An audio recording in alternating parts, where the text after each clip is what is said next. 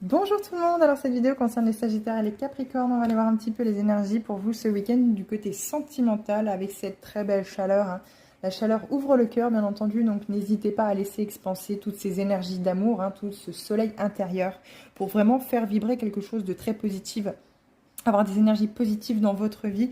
Et puis le cœur tout par-delà, hein, bien entendu, ne l'oubliez pas. On va aller voir ça avec le chakra du cœur. Alors quels sont les messages ? Alors, vous avez la même carte, les Sagittaires, que les Béliers. On vous parle de routine. Il y a vraiment cette routine ici, pour les Béliers et les Sagittaires, qui devient lassante, en fait, finalement. Il y a vraiment quelque chose ici.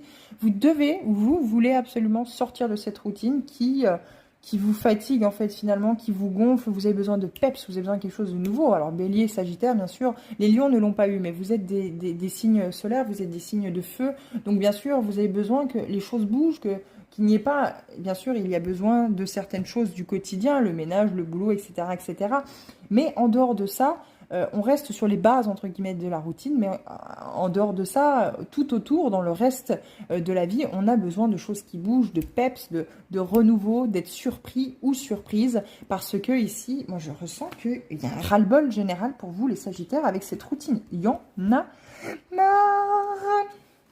Capricorne. On va en mettre une deuxième, les Capricornes, parce que ces cartes-là sont pas forcément ultra précises. Alors, on vous parle, pardon, je vous ai fait bouger. On vous parle d'hommes et de femmes bruns ou brunes qui viennent d'ici 3 semaines à vous. Donc, c'est pas forcément ce week-end. Moi, je le ressens pas trop ce week-end. Ou bien vous allez peut-être, au cours d'un dîner, au cours d'un apéro, au cours d'une soirée, rencontrer quelqu'un comme ça, un homme ou une femme brune, ou, enfin voilà, brun ou brune, et vous n'allez pas plus que ça prêter attention. Pourtant, on vous dit faites attention. Il y a peut-être un lien karmique avec cette personne-là qui va, au fil du temps, vous attirer comme un aimant, ou tout de suite comme ça, hein, vous allez peut-être ressentir un coup de foudre. C'est peut-être aussi quelqu'un qui fait partie de votre vie, hein, les Capricornes. Mais on vous dit ici qu'il y a une fuite en avant par rapport à cette relation. Il faut chercher d'où vient cette cause, en fait. Pourquoi vous cherchez toujours à fuir, en fait, l'autre, la relation. Moi, je pense que c'est pas trop l'autre que vous fuyez, c'est surtout la relation avec l'autre.